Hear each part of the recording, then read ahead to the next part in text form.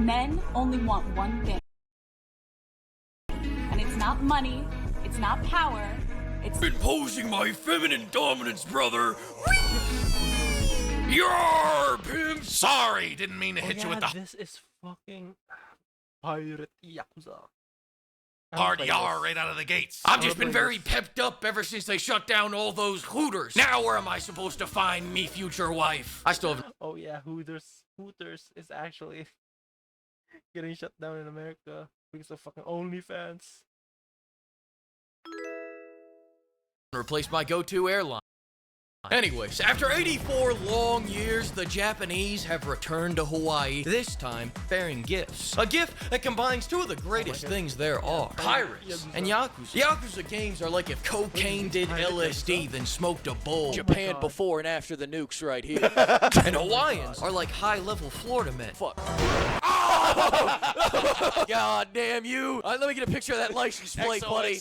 I'm sending that to my lawyer, you fuck. In Pirate Yakuza, all it takes is minutes to go from some poor lady mourning the loss of her entire family to a 60-year-old man blasting the Angry Birds theme while he drifts in his pirate ship, shooting his laser-powered purple cannon at a ship full of clowns, then topping it off by strafing their poop deck with a fully automatic, non-lethal flintlock. That sentence only even exists in a Yakuza game, and that's the abbreviated version. Every time I think these games can't get any wilder, they add an entire mini-game that's basically Duck Hunt. If instead of reacting to ducks flying out of the trees, you're reacting to old up guys jumping out from behind a dumpster. There is not a single franchise that has as much fun as Yakuza does, and when I get a spare lifetime, I plan on finishing every single one of these games that sit permanently on my hard drive waiting to give me joy. But one of the things I find most interesting about Yakuza is that it shows how simple fun can be, therefore accentuating how incompetent you have to be to make something that isn't fun. Like, let's say, for example, I don't know, you throw the GDP of Bosnia on making a pirate game, and then you don't even put any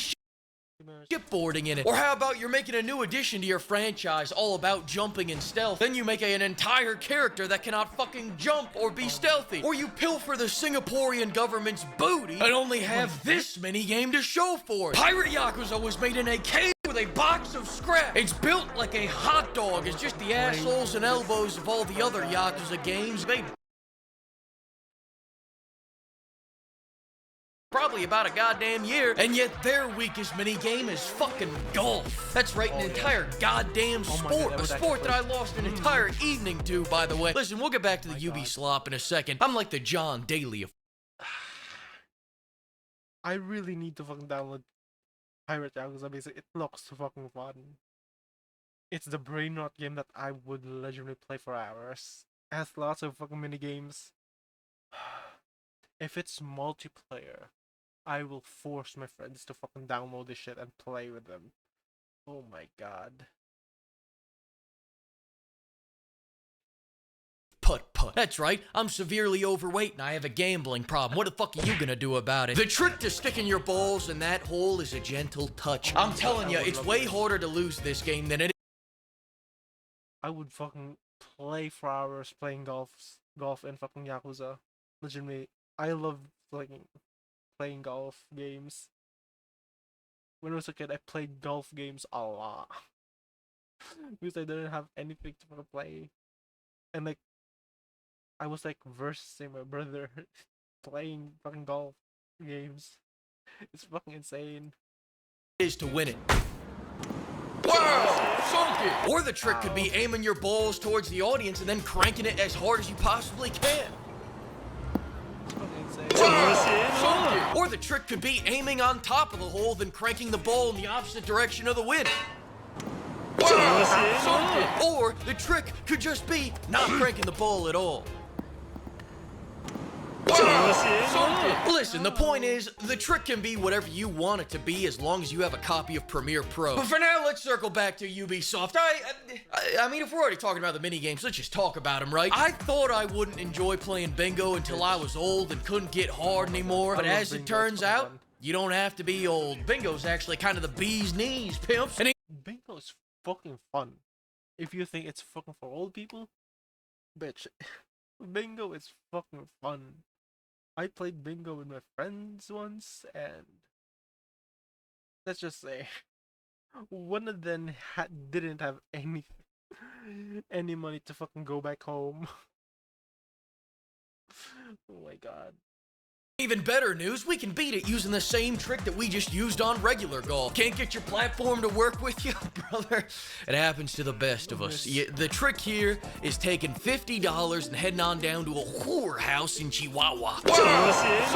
See, what did I tell you? History is written by the autist with pirated Adobe software. You never forget that. Minigames in Pirate Yakuza range from being hit by a Honda while delivering someone's Little Caesars to bros being guys doing man things in a heterosexual manner. But if you're in the Middle East, that minigame probably didn't make it out to you guys, so instead check out Explosive Baseball Tetris. And this one, Oh my god. Yeah, Explosive Baseball Tetris for the Middle Eastern people. Yeah. smack balls and wait to see which one blows up the entire building. This is actually way easier than fucking the rest of their baseball. Oopsie. Wow! Sunk it! Hang on a second, it's just dawned upon me that we haven't actually even reviewed the game yet in this review. Hey, you know what? If we made it this far, why start now? This next minigame...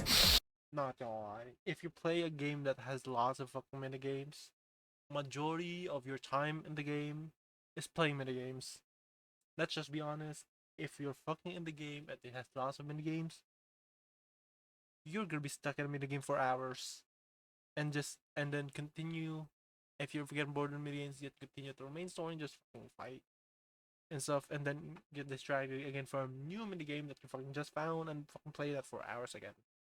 That's just a cycle of fucking games. This is some shit the CIA probably used to torture Iraqis, Marty. The type of minigame that fundamentally breaks a man and has him coming out of the other end knowing every line in the Bible, Marty. Has him shitting outside and watching The Price is Right at 2 o'clock on a Tuesday, Marty. Has him eating well-done steaks and jerking off to softcore, Marty. This ain't the type of rock-bottom men come back from, Marty. Come on, you little green bastard. You better get in that goddamn hole. You better stay up. It's a fucking crazy game. It's a fucking great game. Yeah, that's the most horrible fucking game ever invented.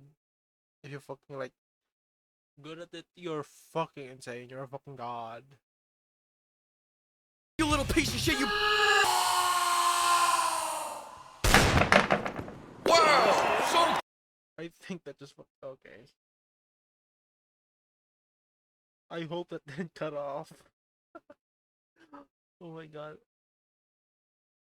Now, I will say this, a disturbing trend I've noticed with recent Yakuza entries is that they never give us action players any of those advanced business building mini-games that the turn-based players get. What do you guys think, we're stupid or something? You think we're some kind of fools, you bastards? I'm the goddamn master of mini-games! I conquered the one-shot challenge so hard they had me redo the same level over and over so they could marvel at my greatness. And you think I'm too stupid to run a jiggle joint? The audacity, you know, you're the fools, that's what I think. Bitch. Speaking of ass, that takes us back around to Ubisoft, but I just gotta tell you about the Coliseum minigame first. Can I tell you about the... Let's not talk about it if it's off. Let's just talk about fucking Pirate Yakuza because I want to fucking play this game now. I fucking download this shit and fucking play it. Coliseum minigame? I've been waiting to tell you about the Coliseum minigame all day. A lot of people think the Coliseum is just some kind of condensed way to enjoy all the pirate parts of the game, but what we're actually trying to figure out here is what mental illness is the strongest in battle. This is like Deadliest Warrior. If instead of Spartans versus ninjas, it was sociopaths versus chronic depression, or bipolars versus anime. Yes, Kay, is that you under there, big man? The key to surviving the Coliseum, though, is constant drifting. Enemy shooting at you? Drift. You need to shoot at the enemy? Drift. Child support payments? Drift. Everything in life can be fixed with just a little bit of drifting. And also the best crew that you can possibly get your hands on. Your crew is going to be who boards with you, fights with you, and ideally the better their rank is, the higher their level will be, and the more, you know what, blah, blah, blah, that's all nerd shit. The most important thing about your crew is collecting all the buxom broads you can get them. It's a waifu collector. I'm in. My crew will be full with fucking anime girls. Technically that. Filled with women with big titties and swimsuits. Am I right or am I right? Here's a few ways you can do that. First, you can demonstrate your value to the chick that runs the dart throwing game. Oh! Am I wooing you with my prowess? Oh my God. Are your Oh my loins God. tingling? Are your loins tingling? Join my God. crew, please. Oh my god. Oh. Second, you can do the Love Broker side quest, where you assemble a harem for your good buddy, then quintuply cuck him at the end. Or there's my favorite, handing $5,000 to a busty ninja that works at Taco Bell. How does that get her to join our crew? Well, it's the implication. Now, if you're wondering how you get all the dudes, Gary Holmes Day. I wouldn't know, brother. I'm going for Gaddafi's. You don't. Legitimately. You don't get the dudes. It's optional. Dudes are optional. The girls are necessary in the game. They're the best characters ever. Big attack powers and fucking defense. Guard 2.0 look here. And I gotta say, I don't regret it. This ship's running like a well-oiled machine.